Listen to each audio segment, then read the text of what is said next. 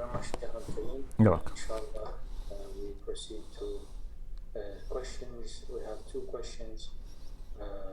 One of them is about aqaid, and the other one is more a practical question regarding managing relationships.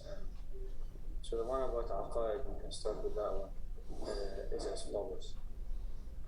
Please help me understand what Prophet Dawood ﷺ did to get the reference in some text as the sin of Prophet Dawood ﷺ. Understands that prophets have infallibility, so why has there been a reference to his sin or to some kind of sin for Prophet Dawood ﷺ? I think this question refers to what we had in Surah Sad. We explained different interpretations, and for sure he didn't commit any sin. And unfortunately, this is a kind of a rumor that has penetrated into some Muslim writings. It has its origin in other places, other sources.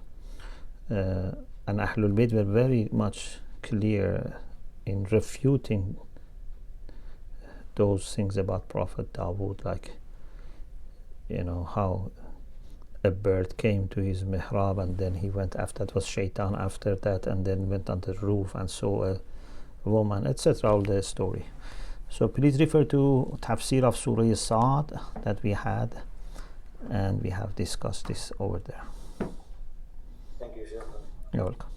The next question is as follows, and it is regarding the akhlaqi dimension of navigating COVID-19.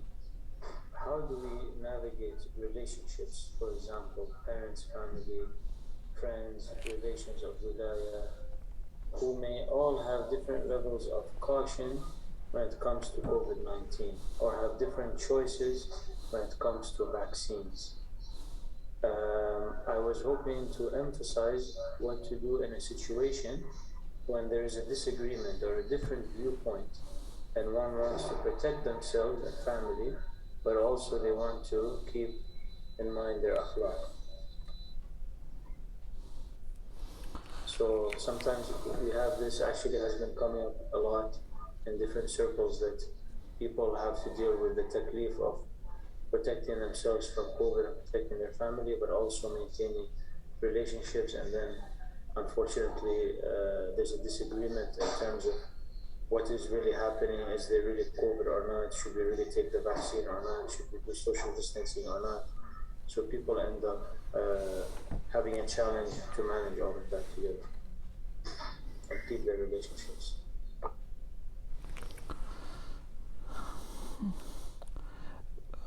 One is that we as community should try at least to come to a kind of agreement about vaccination. If we cannot establish agreement in all humanity, but in the community, we should try to reach an agreement.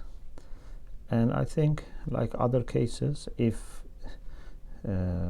it's not obvious, if something is obvious, okay, then we can sort it out. If not, we refer it to our ulama or maraja, our leaders, and see what they have done. Have they taken any stance against vaccination? Have they refused to be vaccinated or not?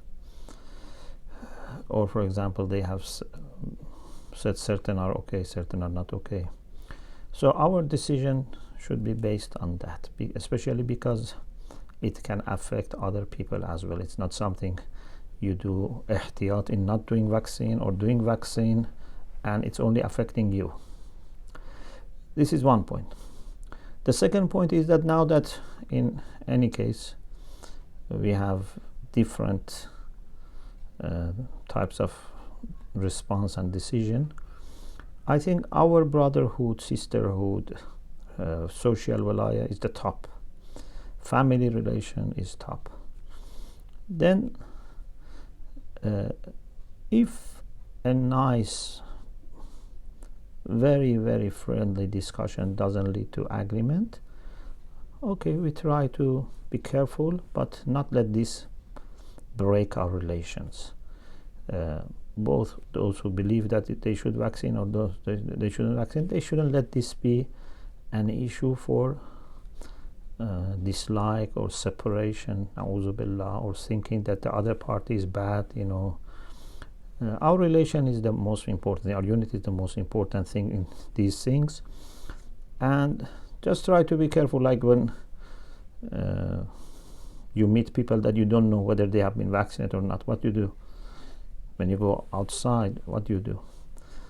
So you try to protect yourself, but not by stopping the relation, not by boycotting each other, not by, na'udhu billah, fighting and debating, etc. with each other.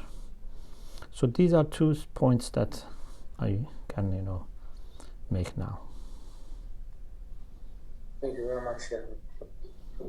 That pretty much covers it in terms of questions tonight.